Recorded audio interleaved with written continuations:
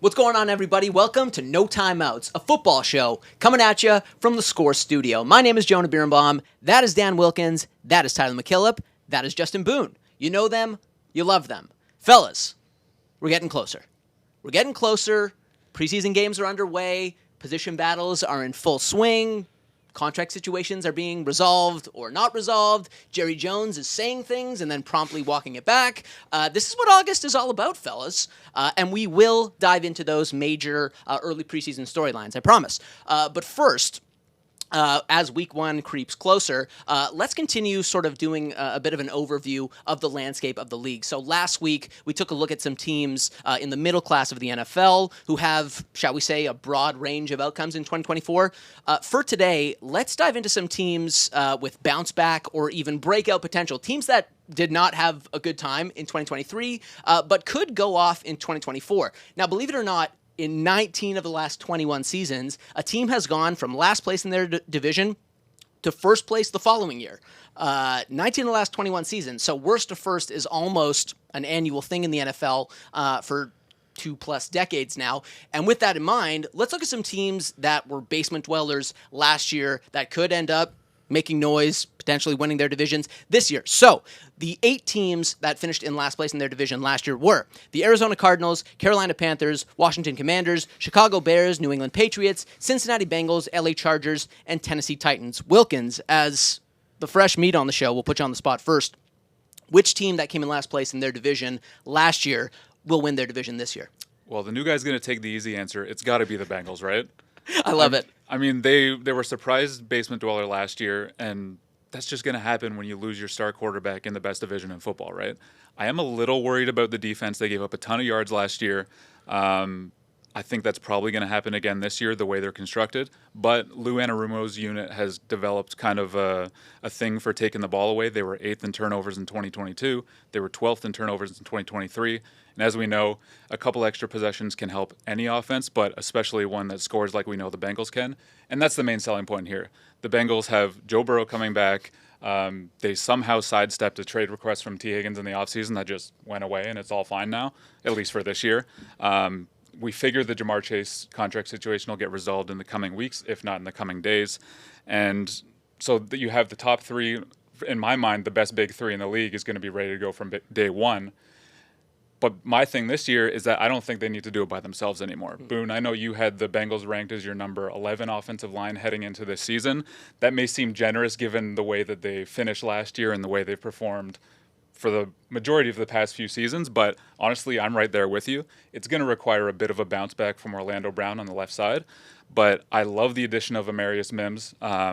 He was a steal to me at number 18 in the draft. I thought he was a top 10 talent that only got as far as he did because these personnel guys kind of talked themselves into a lack of experience at Georgia. I think we saw in the preseason opener, and he's not going to have any problems. You can't teach 6'7", 340, and movement skills like that. He is down with a pec strain right now, so we don't know if he's going to be ready for week one, but that's where the offseason signing of Trent Brown comes in handy. I don't know how they got him for $6.5 million in the offseason. To me, he's a solid starter, has been for a long time, pretty underrated. That's like a third of the price you should be paying a player like that. So he can start in the meantime. When Amarius Mims comes back, whether Brown goes to guard or whether he's just the best swing tackle in the league, this offensive line's in much better shape. So I think it's the best unit, or could be the best unit that Burrow's ever had in Cincinnati. And if that proves to be the case, like we expect, it's fireworks for the Bengals offense. And just tying it into what you guys talked about last week in the AFC North as a whole, the Ravens do have a few question marks. Personally, I still see them as the favorite, but the offensive line could be an issue. We don't know what to expect from the defense after the change at coordinator, so I think the door's wide open for the Bengals to get back on top. You touched on it with the offensive line. I think depth across the board for the Bengals got better this year. Even if something happens with the receivers, if the contract issue with Jamar Chase continues, you'd hate to see him not play. But they have Andre Yoshivas on the team, who potentially could be that number 3 replacing Tyler Boyd. They drafted Jermaine Burton, who's a very exciting guy, who's probably going to be the long-term replacement for T. Higgins, because I don't think T. Higgins is going to be back with the team in 2025. So yeah, having that depth is huge. And then hopefully Burrow stays healthy and we can see them make a deep run again. Yeah, I think it's worth pointing out, too, the Bengals had the hardest schedule in the NFL last season. They had Joe Burrow being either injured or ineffective, and we're still a winning team. Yeah. So it feels like this team is very capable of getting back to where they were prior to 2023. But Tyler, I'll throw it to you next, man. Which team is going worst to first? Yeah, I think a lot of the time, the obvious team doesn't tend to get this done. We saw Houston do it last year. I like Chicago, and it's for a lot of similar reasons to what we had with Houston in terms of a rookie quarterback that I think all expect to have a big year, but we don't truly know what he's going to provide for their offense. But I love the Bears' defense. Last 6 weeks, after getting Montez Sweat, I think was a big reason for it. They were top 10 in EPA against the pass, top 10 in EPA against the run as well. And I really love their defense. And Eberflus's specialty is obviously defense. Great group of linebackers that I know this is going to be a really good run defense throughout the year. Against the pass is the question. But Jalen Johnson has been one of the best corners in the league and I think PFF made some adjustments because throughout the entire offseason, I'm pretty sure he was number 1 graded in coverage, but he actually is number 2 behind Sauce Gardner. But you look at some of these numbers, 50% completion percentage allowed when targeted. He only gave up 195 yards, which was the best at his position, and as well 4 interceptions on the year. And this is amongst a guy who played 600 snaps and gave up only less than 200 yards when he was targeted. So the defense, I think, is going to be really good and surprise people. It'll just be how good the pass rush can be outside of Montez Sweat. And then offensively, Braxton Jones was, and both him and Darnell Wright at the tackle spots were solid. I think this offensive line will actually be pretty good with the addition of Ryan Bates at center. And the offense has all the weapons. Like, when you look at the Texans last year, you had a rookie quarterback that elevated Nico Collins, who had been in the league for a little while. DJ Moore and Keenan Allen are definitely more established vets. Roma Dunze can pretty much run any route in the tree. I don't love DeAndre Swift. I think he's a bit of an overrated player at his position that didn't create a lot on his own, which would be definitely a bit tougher behind Chicago's offensive line. But they've been a very good run blocking unit over the last few years with Justin Fields. I think this team's in a super difficult division. Like, there's no doubt about this. The Lions are probably one of the best rosters in the league. I think the Packers, we talked about this last week, that I think their finish could be a little bit unpredictable with how young they are. But Chicago is the team that I think has really elevated themselves the most in terms of their roster and their makeup compared to last year, are just in an uphill battle with how good the division is. Yeah, you said it. I think they have a really tough division, so that's the only thing that gives me some pause there. But honestly, it has to be such a fun time to be a Bears fan. They've set their rookie quarterback up better than any team that has ever had the number 1 overall pick has. And we heard, I think it was yesterday after the Matt Judon trade, that they had been sniffing around an upgraded pass rusher. I would have loved if they did that. Yeah, so it looks like they're ready to compete right now, and I wouldn't be surprised if they pull off some sort of trade to upgrade the defense even further, and they'll give it a shot. I think that they could have, at the very least, make the playoffs, but I wouldn't be surprised to see them compete for the division. Yeah, and they're already priced, I think, at 8. Their over-under for wins is like 8.5 on the year. There's a lot of expectations on this team, which is not an organization that tends to meet them too often. It's a new era in Chicago. Caleb Williams has a impressive showing in his first preseason game. Look at this optimism that is just exuding from this panel. But their defense, it certainly does have a long way to go because, by a number of metrics, pass rush, run defense, one of the worst teams in the NFL last season. We'll see what they can do this year. Boone, I'll throw it to you. Which team is going worst to first in 2024? So for the record, I will state, I let the other guys pick their team first. Very magnanimous, man. Hey, I had to take the last leg here. I want to challenge myself too. I'm going with the Cardinals, and I think there's a lot of reasons. They are definitely the worst team of this group that we're talking about from last year, 4-13 season. But if you look at what they did once Kyler Murray came back, 3 of the wins came after he returned in Week 10. 2 of those games down the stretch that they lost were very close contests. It was a 5-point loss to the Texans. It was a 1-point loss to the Seahawks. So I could easily tell you a story where they went 5-3 down the stretch if they had won those 2 close games. So that gives you an idea of the potential. The defense is bad, and I'm sure you guys are going to try to roast me on that. The defense is not good, but there's reason for optimism there. They made some additions on the interior of the offensive line, not guys that are, all-stars or anything, but just some more depth, some better starters. I think that'll be an improvement. They bring in some guys in the draft. They had 3 top 50 selections this year. Darius Robinson on the defensive line, Max Melton at corner, and then, of course, on offense, Marvin Harrison Jr. And this is a guy that can fill a need that they've had for so long. Since DeAndre Hopkins left, they finally have that number 1 receiver. That is going to lift the offense. Kyler Murray being there for a full season. But also, I want to point out, last year, when Jonathan Gannon got there, their head coach, there were some clips going around that were like kind of cringy. Like when he met Kyler Murray, when he first spoke to the team, it was like, oh, I don't know if this is going to work out. He had them playing very hard. They bought in. they played teams tough. They had wins over the Cowboys, over the Eagles, even though the Eagles were a bit of a disaster at that point in the season. But still, they were playing teams tough. When you have this influx of talent this year, and again, like you did with the AFC North, I could tell you a story where maybe Ayuk gets traded from the 49ers. Maybe injuries happen. Matt Stafford already a little banged up in the preseason here, right? So we could see some other teams maybe fall back a little bit. I think realistically, the Cardinals probably have a better shot at being contenders for the wild card rather than actually winning the division. But I think they're going to be in the hunt as long as Kyler's healthy. Sorry, go ahead, Dan. No, I like where the Cardinals are going.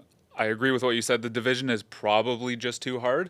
But the big thing for me is that they were playing so well last year without the talent to do it. They were playing like a scrappy brand of football that I personally credit the coaching staff for. So you add some more talent into that, you never know what could happen.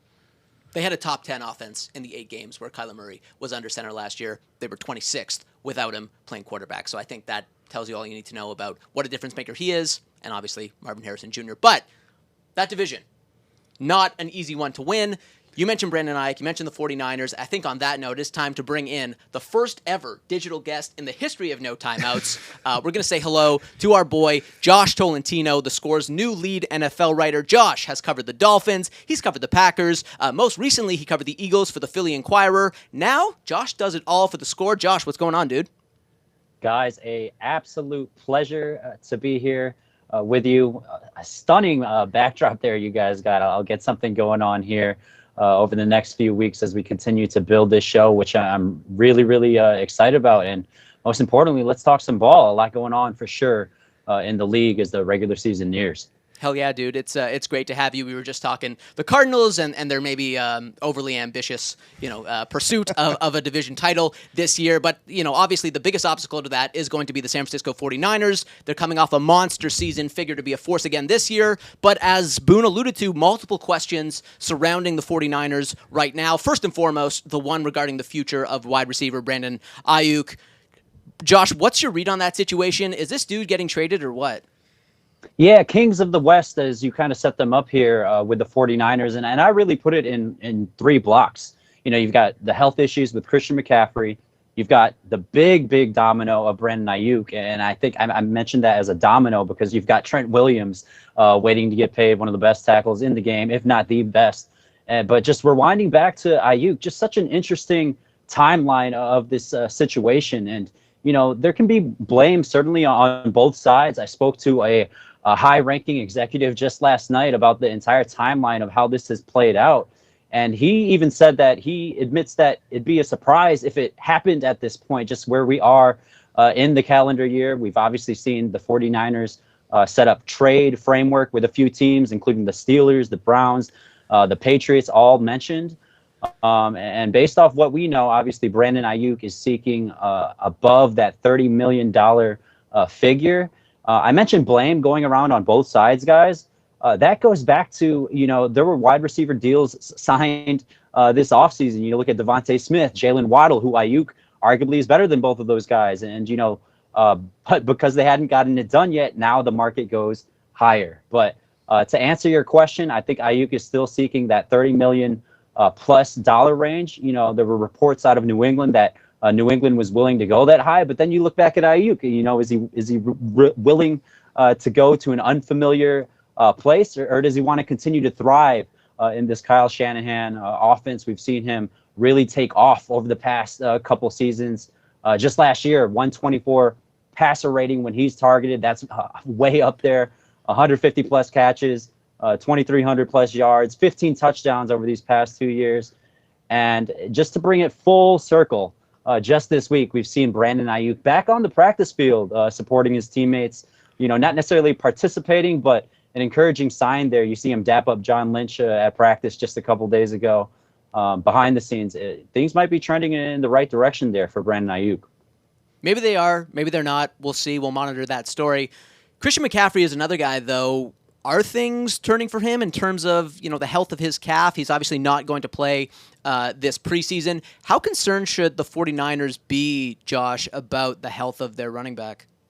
Yeah, CMC, the reigning NFC Offensive Player of the Year, coming off, guys, a career-high 417 touches. I think regardless of how his calf was feeling this summer, I think there was always going to be a workload restriction on, in place for CMC, in addition to other veterans on this 49ers team who just came just a few plays from winning that Super Bowl title. Unfortunately, for the likes of the Eagles and the Niners, the legend of Patrick Mahomes exists. But as the Niners continue to try to compete for that Super Bowl title, Christian McCaffrey coming off a career high in touches.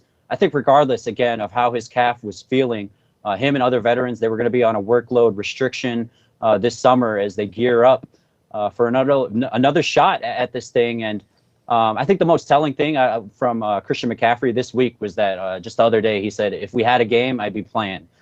So speak from the man himself. Maybe if this weren't so high last year, he'd be gearing up in these preseasons. But for a player of his stature, a reigning NFC Offensive Player of the Week, career high in touches, I think this was pretty much expected. Fair enough. Boone, how are you treating CMC from a fantasy perspective, given his current health situation? I'm right in line with Josh. I'm keeping him at the 101 overall. He's been there all off season for me. I think there's a lot of teams, like I even wonder about the Puka Nacua injury. Like Sean McVay comes out right after that and says he's going to be out there week 1. I think it's smart. And we've seen a lot of teams do this even without injuries, take their starters and just rest them during the preseason. Don't risk it. So if a guy does get a little nicked up, I think that's the best approach. I will say, though, for fantasy, keep an eye on the number 2 job in that backfield in San Francisco, because we know if CMC does miss any time during the season, that could be a very valuable role. And it looks like Jordan Mason is potentially threatening to take over that number 2 job away from Elijah Mitchell, who's also dealing with injuries right now. The rookie that they drafted, Isaac Guerrero, he's dealing with injuries. So Jordan Mason is a name to keep in mind late in your drafts. Right on. Josh, a few more questions for you, dude. Speaking of sort of uncertain situations, Haason Reddick, he wants out of New York, hasn't played a game yet there, and he still has had enough. 2-time Pro Bowler, star pass rusher. Is only, it feels like moments ago that he came over from Philly. How do you see this situation playing out with the Jets? Because they've said they're not trading him. Yeah, you mentioned obviously getting traded over from Philadelphia. Howie Roseman, based off all of my understanding on the situation when Haason Reddick surfaced, and this even dates back to last summer, coming off his 16 sack season, the year the Eagles made the Super Bowl. I mean, he wanted new money back then, but just 1 year into that 3-year deal. Now he's heading that last year of the deal. Guys, he ranks 12th among NFL pass rushers, which is pretty insane, given that he's got 4 straight back-to-back seasons with double-digit sacks. He's the first player in NFL history to record double-digit sacks for 3 different teams. That could be a 4th team here. Who knows if it's going to be the Jets? But I think similar to the Ayuk situation, blame to go around on both sides. I mean, for the Jets side, why would you give up assets unless you have a contract done? And, based off my understanding, speaking with people in Hasan's circle, there was definitely some miscommunication in regards to the Jets expected Haason to show up, to off-season workouts and obviously to training camp, which he's been completely absent from, has not stepped foot into the facility outside of his introductory press conference, his physical. And so there were certainly trust issues that have been broken here between Haason Reddick and the Jets. But you look at what Joe Douglas responds immediately after Haason requests the trade publicly. They're standing firm on their stance. They're going to continue to fine him as the CBA allows them to do so. But really trying to find a resolution from the situation. I mean, the Jets, when you look at this roster, I mean, this is a Super Bowl ready roster. I mean, obviously a lot depends on Aaron Rodgers' health, but we saw this defense put them in so many games last year with potential to win. And you just imagine if they had any type of productivity from that offense under center, that they'd be, they'd stack up many more wins. But comparable contracts, I think one that you guys really have to look at here is Danielle Hunter. I mean, identical sack production with Reddick. Both guys have 27 sacks over the past 2 seasons. He just signed in free agency with the Texans at 2 years, $49 million. I think Haason, obviously, if there's going to be a floor, the Eagles added Bryce Huff, his counterpart there that came over from New York in free agency. He's at 17. I think Haason definitely based off what I'm hearing, he wants to be and well into that 20 million mark. Jonah, is there a chance that there are some delusional Jets fans out there that expect, we're going to trade him, we should get back at least what we gave up for him, right? Maybe more, right? Like, delusional fans? Is that a thing? Yeah. But overall, like last week, you anointed the Jets the best roster in the entire NFL. There's a lot of helium for the Jets coming out of this show, coming out of No Timeouts, Listen, a Josh, Jets it podcast. sounded like Josh kind of said the same thing there. That's what I'm saying. Yeah. Yeah, the collective optimism is very high. Josh, the team that traded away Reddick a few months ago, the Eagles, I feel like they've kind of been under the radar this preseason. But at the same time, after last year's collapse, I feel like there are few teams in the NFL under as much pressure to win in 2024 as Philly. Josh, you covered this team really recently. What's their outlook looking like for this season? Yeah, guys, and all throughout last year, the vibe just felt off. I mean, I remember even when they were 5-0, they beat the Rams out in LA. It was kind of a tight game there. In the second half, they improved, obviously, to win 5-0. And even in that locker room, it's almost as if they lost. And obviously, you see the 1-6 record to finish the season. Jeffrey Lurie, Howie Roseman, they look into other coaches as soon as they get dismantled by the Tampa Bay Buccaneers. There were serious inquiries into Bill Belichick. Ultimately, they keep Sirianni, who, again, all 3 years he's been there. He's made the playoffs 3 consecutive years. He's got a 34-17 record. It's hard to move on from that, but 1-6 to end the season, you just don't see that. That was such a historic collapse. You mentioned them being under the radar a little bit. Certainly, I mean, so much talent, especially on offense. You look at obviously A.J. Brown, Devontae Smith, Dallas Goedert there across the middle, and you go out and sign a guy like Saquon Barkley to supplement an offense that's going to be powered by Kellen Moore. If they can get Jalen Hurts back to his plus ability as a runner, back to how he was looking in 2022. There are so many good things to look at with this Eagles offense, but a lot of questions on defense. I'd argue that there aren't necessarily any pillars on that defense with Vic Fangio coming in. And really, can you fix just the vibe and the miscommunication issues? I mean, a guy that we just spoke about, Haason Reddick, coming off a 16 season 2 years ago. He still got up to double digits, last year with 11, but really him, Josh Sweat, over the last month of last year's season, I mean, they were freelancing, it seemed like, almost every play. The film still exists.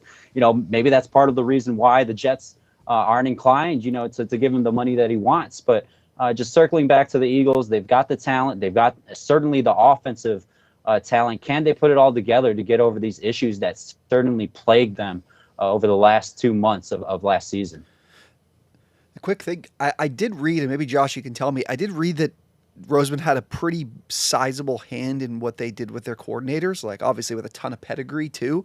Is that true? Is this something that Sirianni wasn't as involved with, or the big decision maker on, in bringing in Fangio specifically in a side of the ball that he doesn't obviously Sirianni have his hands in the cookie jar as much? Yeah, 100%. That's 100%. True, guys. And you just look at Howie Roseman's dealings during his tenure as GM. I mean, this has happened multiple times, whether it be coordinators, assistant coaches. It's very heavy-handed there in Philadelphia. And that's where Nick Sirianni this year is going to take a step back because, over the past year, Brian Johnson obviously was the offensive coordinator, but Nick Sirianni, it was still his offense. And as they look to recover from that 1-6 finish, what you like to see is the accountability on his end. One of the first team meetings that they had this year is that he took all of the blame, and now this year he obviously has Kellen Moore in place. He has Vic Fangio, who, by the way, that's who the Eagles tried to sign 2 years ago. Obviously, he went down to Miami, and there was ruffled some feathers down there. So the Eagles have their guy in place, but like what I mentioned, down in Miami, it wasn't necessarily a perfect match there with Vic Fangio and the personnel there. I think the most important part when you look at the dynamics of all of this, I mean, there's a lot of tension in that building, and it really does feel Super Bowl or bust for this team. And, but they have to work hand in hand. Nick Sirianni, if he wants to be here for, year number 5, Jalen Hurts has to do well. If Jalen Hurts, obviously he's got that big contract under his belt, but him and Nick Sirianni have to work hand in hand together. So I think a big part of all of this driver is going to be Kellen Moore and how he makes this offense function with looks like a lot of motion from what we're seeing on here early in camp. Yeah, honestly, I'm so torn on the Eagles this year because if you just look at the roster, I don't think you could in good faith pick any other team in the NFC to go to the Super Bowl. But then you go back to last year, it's like, okay, well, why didn't it work? It seemed like it started at the top. It seemed like it was a leadership issue, but they didn't make changes at the top. They only made them at coordinators. I love the coordinator changes they made in Kellen Moore and Vic Fangio. I think they can make a huge difference. But if the issues are still the same from accountability and leadership, is the result going to be any different? And that makes you wonder, why did they keep Sirianni? I don't understand it personally. There's a real recipe for disaster in Philly because Moore and Fangio did not have good years with their respective new teams. Moore with the Chargers, like he was expected to take their run game to another level with a good offensive line and did not. Fangio's, his coaching tree is massive. There's so many guys that have worked under him that have been super successful. The Dolphins didn't feel like they got enough. They moved on. And then Sirianni they want him to take a step back offensively, and he didn't play a big part in hiring these guys. If this doesn't go well early on in the year, there's a real chance that some of this, like Josh has talked about, some of the dysfunction behind the scenes could explode, and this team could have a horrendous year at the same time, despite all the talent. Bill Belichick is watching very closely. Ooh, yeah.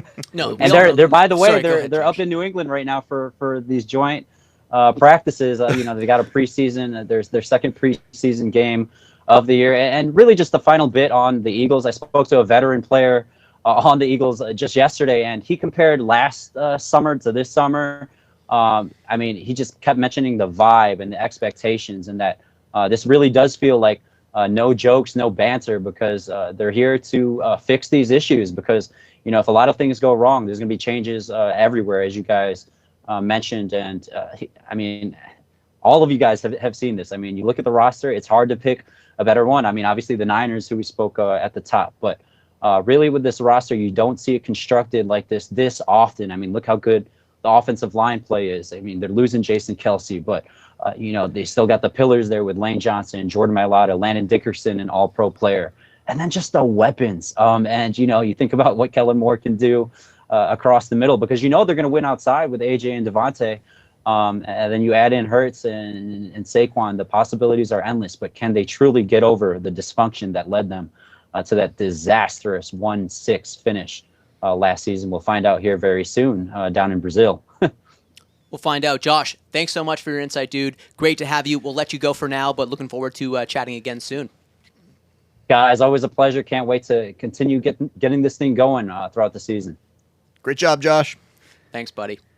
All right, fellas, we've gone as long as we can without talking about CeeDee Lamb, because as of this moment, as of this recording, he's still holding out. Now, everyone from Micah Parsons to Albert Breer seems extremely confident that CeeDee Lamb and the Cowboys will work something out. He will be at wide receiver come week 1. T, are you sharing that optimism that CeeDee is going to work this out with the Cowboys? Oh, absolutely. Let me get a temperature check for you. Rank for me CeeDee Lamb, Dak Prescott, Micah Parsons, the importance to the Dallas Cowboys and their success. I think CeeDee Lamb's at number 1. Dude, So by approximate value, which is Pro Football Reference's comprehensive catch-all metric, he wasn't just the most valuable wide receiver in the NFL last season. He was tied for the most valuable player of any position. He was tied with Myles Garrett. He was more valuable than Tyreek. He had one of the receptioniest seasons in NFL history. CeeDee accounted for 37% of all the air yards that Dallas threw last year. I'm kind of stealing your thunder a little bit here, but No. he's priority number 1. Do we have an agreement on who would be 2?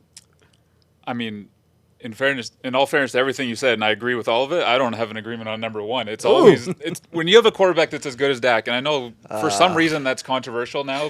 Some people think that Dak isn't good. Dak is like a top 8 quarterback. That's not really a debate for me. So it's always the quarterback. However, CeeDee Lamb, elite, clearly. Yeah, I feel that Dak has to be the odd man out here just because of the fact that this team hasn't been able to get over the hump with him, and the amount of Josh talked with Ayuk. The fact that the Cowboys have waited on this, and there's a potential of them wanting to wait and let him get to the free agency part because they can kill all the dead money that potentially could be upon them from extending his contract. I really think they can't afford to pay Dak Prescott, because now Patrick Mahomes isn't even like top 3 paid quarterback in the league with a contract that like the Tua had and whatnot. So CeeDee's going to be expensive because of the big year he had. I think he's more valuable piece to this team, and I think Micah and to the defense is just, it's almost hard to measure his importance to that side of the ball too. That I really think that Dak is third on the totem pole, and I think that CeeDee, there's just no way that they go into the season without him, because you mentioned it last week. They haven't done much to this offense. There's no getting better without CeeDee Lamb. There's no being the same even without CeeDee Lamb. So I think that, there's no way this doesn't get done. And the way that, we're getting in the modern NFL, the importance to these guys being maybe at training camp, but being in the preseason is less and less important as the years have gone on. So I've really never understood how the Joneses approach this. Like, it seems like every time it drags out, and then every time they just pay the guys. And I feel like that's kind of how I'm looking at it. Like, eventually they're just going to pay all these guys, and that might lead to other problems on the roster. But it's so hard for me to believe that they're going to let any of these guys walk. Yeah, the one problem is you look ahead to next year, they've got about $60 million in cap space. You can create a little more here and there. You can be flexible with it, whatever. But if you re-sign CeeDee Lamb, you're looking at least $35 million a year. Same thing goes for Micah Parsons. You re-sign Dak, you're looking 60. So eventually there's probably going to be an odd man out. And I agree with you. I kind of think they're going to let Dak hit free agency. I don't agree with it. As someone who has watched a lot of Raiders football over the years, I applaud it, because there's no other way for them to get a quarterback. But yeah, I don't know what they're doing. They should have had all of these settled a long time ago, but this is the Cowboys. Jerry Jones gonna Jerry Jones, man. Yeah. And that's why they haven't won a Super Bowl this century. Moving on, so we got, obviously CeeDee Lamb's holdout situation, but on top of his holdout, numerous holdouts throughout the league, a bunch of intriguing quarterback battles to watch this preseason. We got one in New England, we got one in Pittsburgh. One of them, however, that battle's already over. In Minnesota, news broke yesterday, J.J. McCarthy, he's going to miss the entire season after undergoing surgery on his meniscus. He was not projected to at least start the season as QB1 in Minnesota, Dan. That's going to be Sam Darnold.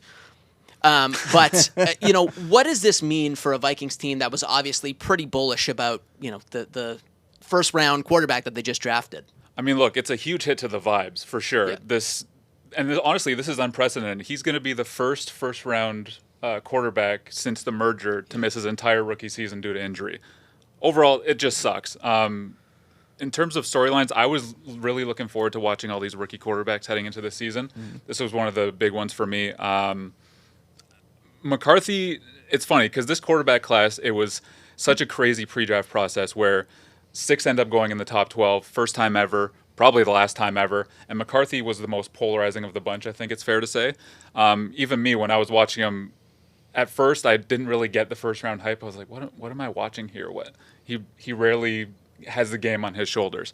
But you dig into it, you end up having to watch 8, 9, 10 games to actually get a feel for what he is as a player. And then I came out of it being confident that I'd draft him in the top 10. I actually really started to like him. And I really like the fit from Minnesota. So it sucks for them to not have that first year of the rookie contract. It's cheap. The rookie contract goes by real fast. And for him, playing time was always going to be so big as someone coming from a run-heavy offense. But he'll be back next year. He'll be the day one starter, and he'll only be 22 at the time. So there's a bright future ahead. In terms of the Vikings this year, I might be going full Boone with the Cardinals here, but am I that crazy for saying I'm not that worried about them with Sam Darnold? They were pretty confident in Darnold going in as the week 1 starter. I know 17 games of Darnold is very different than, however many until JJ takes over the job. But Darnold, again, he was a huge draft bust. Don't get me wrong. He's shown some flashes here and there of looking like, oh, okay, is Sam figuring out? And then he doesn't. I keep going back to this one 3-game stretch at the end of the 2022 season in Carolina. He was like 3rd across the league in EPA per play. Small sample, of course, and then he followed it up with like 5 completions for 43 yards the next week. Yeah, they scored like 7 or 10. I remember that. I remember that exactly. It was horrific. But that being said, there have been flashes here and there that make you think, oh, yeah, maybe this is why he was drafted in the first round. If anyone's going to bring it out of him, maybe it's the offensive mastermind who got 2 wins out of Josh Dobbs and also helped Nick Mullins throw for 400 yards in the game last year. That's what it is, yeah. Exactly. The system is really good. That's the thing. So It helps your system when you have Justin Jefferson. Yes. I'll So say that. to me, Kevin O'Connell is one of the best, not only play callers, but play designers in the league. And then you throw in the weapons, Justin Jefferson, Jordan Addison, Aaron Jones now, and eventually TJ Hawkinson. You've got a 49ers-like dreamland for quarterbacks there.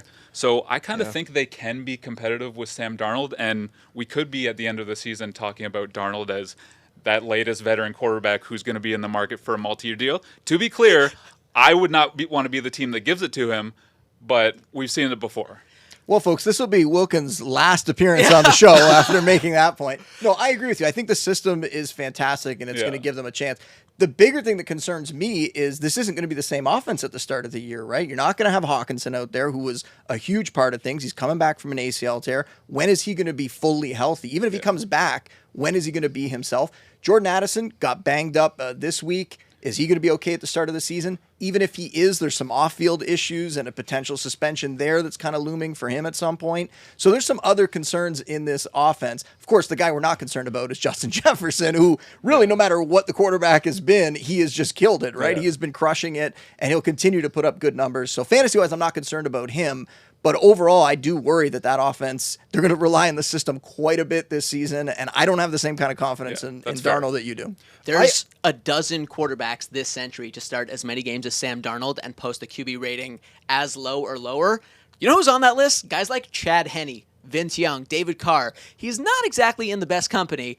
So, hey, man, I appreciate, the optimism. You want to keep the vibes alive in Minnesota, which in the wake of this injury is difficult to do, but I don't know that I can see them going very far with Sam Darnold as QB1. I'm just here to uplift the spirits of the fans, okay? And you do it with a plum. If you look at the veteran quarterbacks that have had those seasons in recent years, Geno Smith, who did he have? DK Metcalf and Tyler Lockett, right? You look at last year, Baker Mayfield, who did he have? Mike Evans, Chris Godwin. So you really need Addison and Hawkinson to be out there to help boost that offense around Justin Jefferson. Speaking of weapons who can boost an offense, and we'll just put a bow on this segment with this one, Boone.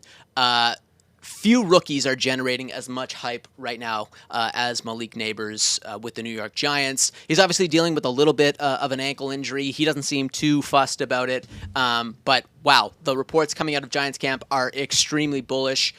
Boone, where is your optimism level regarding Malik Nabers, and are you concerned about the injury at all? No, he said that he doesn't worry about it. He thinks he's going to be out there for sure in week 1. He wasn't wearing a boot or anything like that when he was talking to the media. So if it was a serious concern, they would have that locked down. They might not even have him talking to the media if it was something that they thought was going to be a problem. So not really worried about the injury.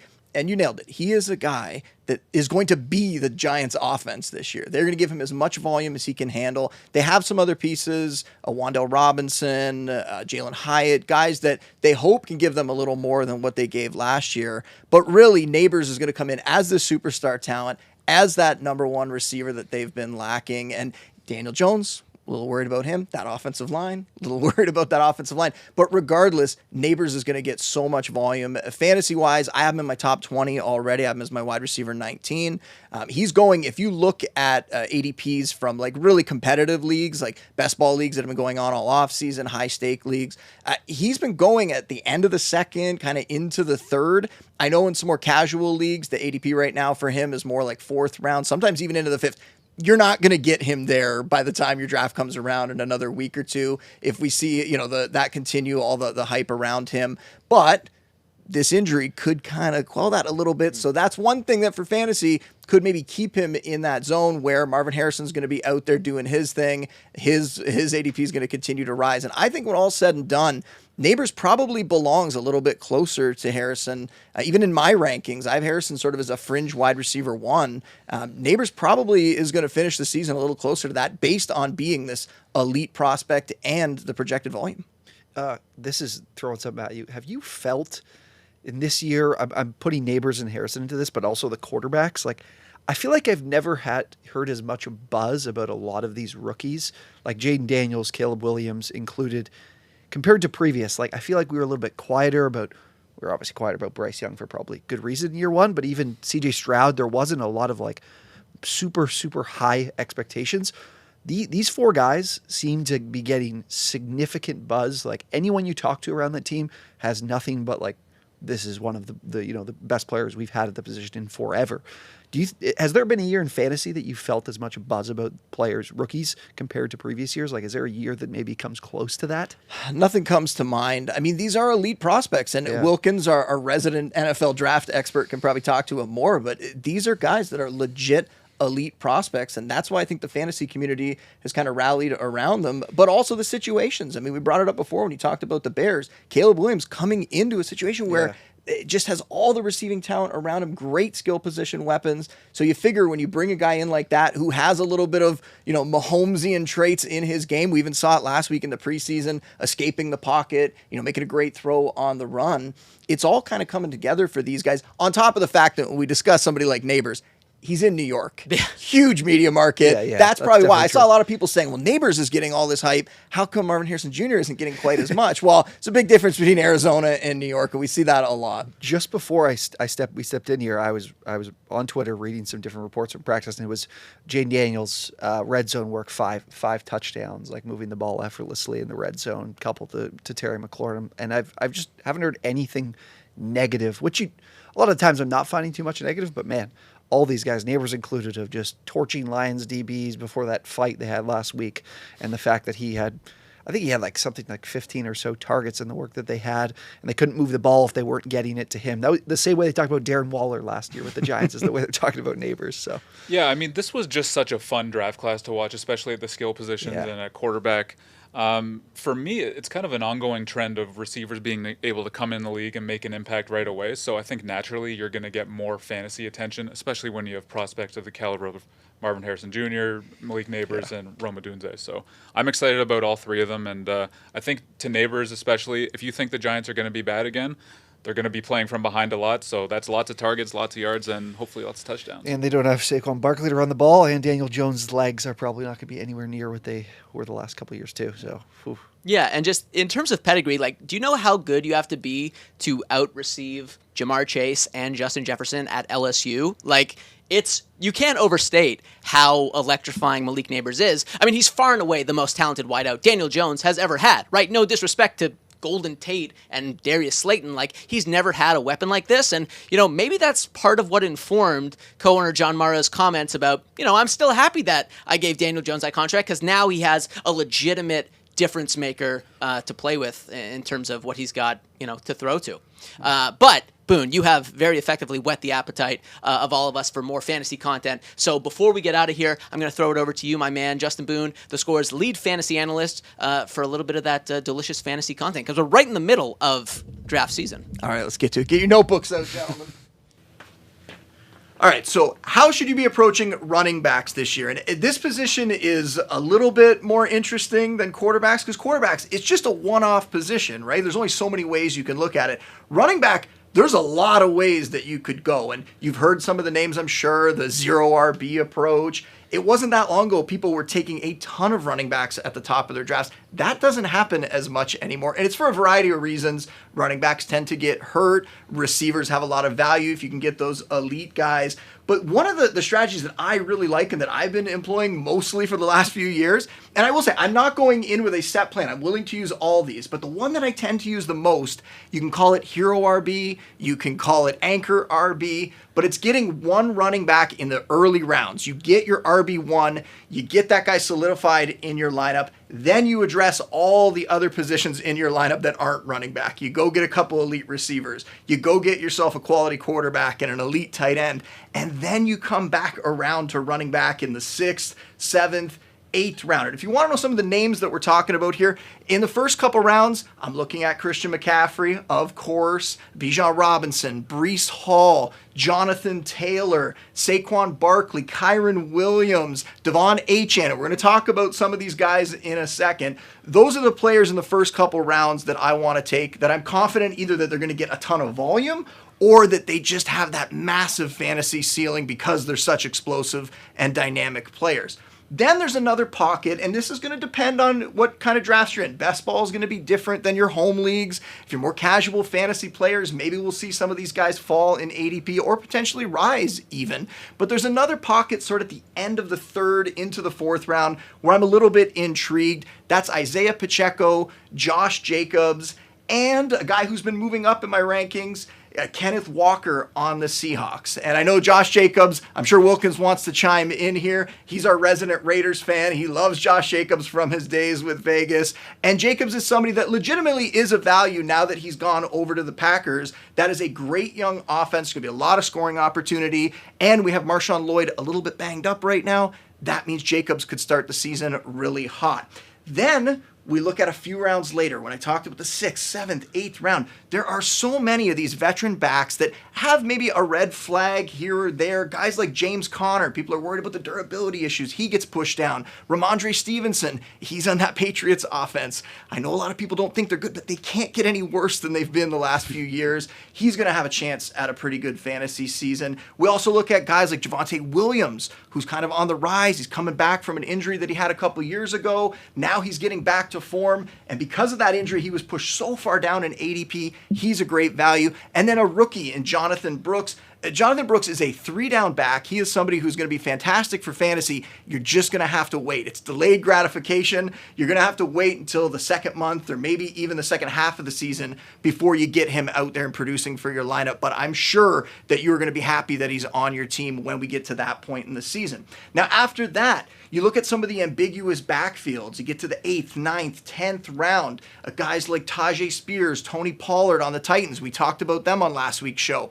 Either of those guys could give you decent flex value, potentially RB2 numbers for fantasy. It's going to be a hot hand approach in that backfield. I'm not going to go over it again. We talked about it last week. And I know Tajay Spears, Wilkins, always going back to Dan Wilkins' NFL draft analysis, our resident NFL draft expert. He crushes all of our content around the NFL draft every year. He was huge on Tajay Spears last year. Tajay Spears compared him to LaShawn McCoy. Love that comparison. Of course, LaShawn McCoy, former Bill, gonna love that one. But Spears is somebody that could really break out this year, and we'll talk a little bit more about him in a second. A Chase Brown in that range. Brian Robinson in that range. Don't know why people are sleeping on him. Brian Robinson is the starter in that Commanders offense.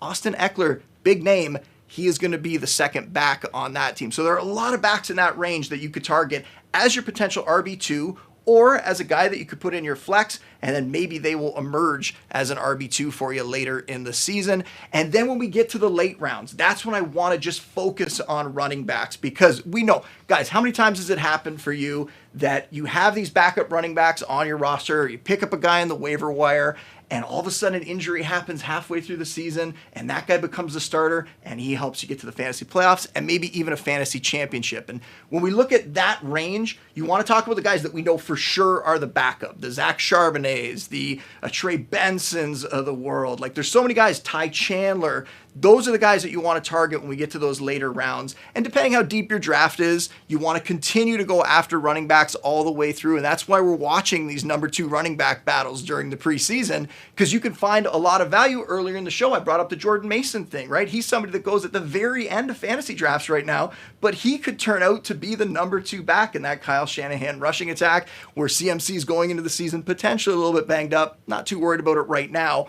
But that could be the situation for Jordan Mason. So strategy-wise, that's how I'm approaching it. You go after that one running back early, and then you wait and you try to find value at one of those other pockets I mentioned. For me, normally that comes in like the 6th, 7th, 8th round when I'm going to target my second back. And that's because you've had so much time to fill out the rest of your lineup with those other elite players at the positions that aren't running back. Now, we're going to move on here. We're going to talk about some breakouts, some busts. That's what you want to know, right? Who should I be targeting? Who should I be avoiding? Let's do breakouts first. And the first guy I'm going to talk about, Devon Achane, this is low-hanging fruit. We did this last week when we talked about quarterback breakouts. I want to make sure that we're casting a wide net, because there's a lot of people coming back to the fantasy community right now. You haven't paid attention all offseason long, and we want to make sure you know about these guys that could potentially win your league for you. And Devon Achane is a guy that flashed immense upside last year. If you just look at the year-end totals, RB24. We don't look at the year-end totals. That's a waste of time.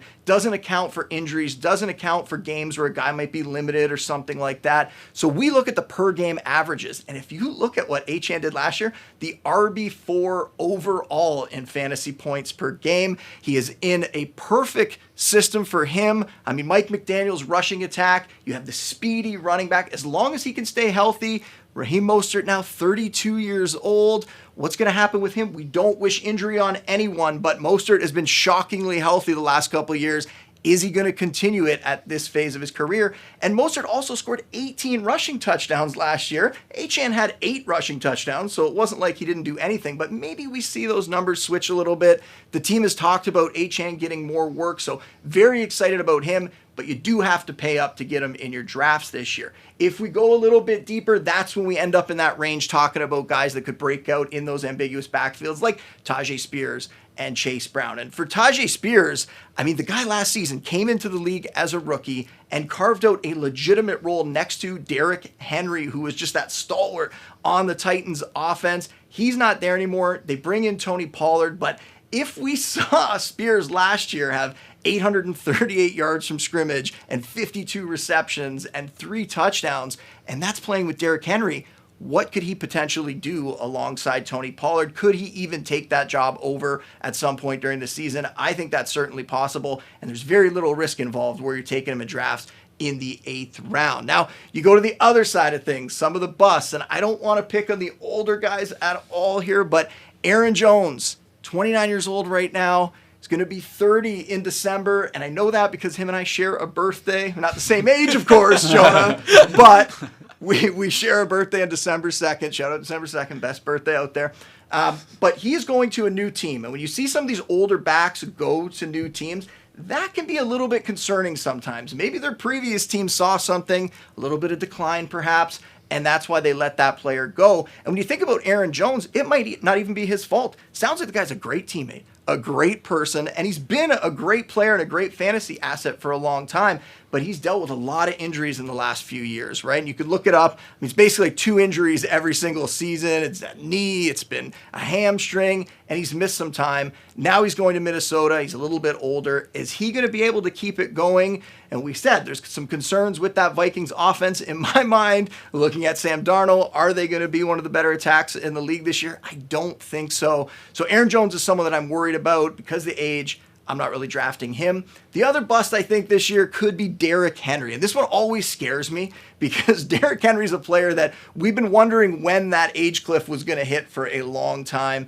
and it just hasn't come. The guy's a monster, works out harder than anybody out there, but now he's changing teams. He's going to the Ravens, who traditionally have been a great rushing attack. They'll probably always be a great rushing attack for as long as Lamar Jackson's there, but Wilkins talked about it. Some concerns about that offensive line. They have some guys, even the guys they trust in that offensive line, that have durability issues, so is that going to be a problem? And Henry on the wrong side of 30 now.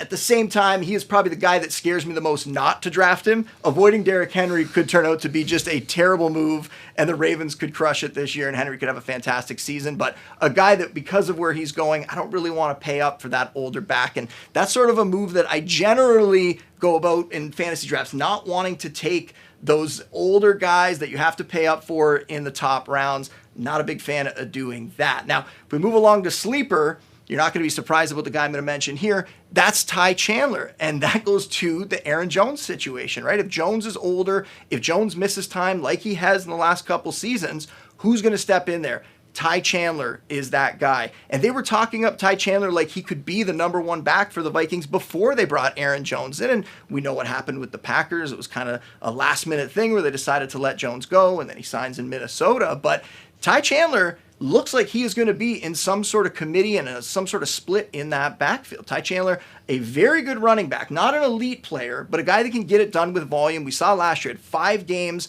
where he had at least 14 touches. 4 of those games, he put up double-digit fantasy points.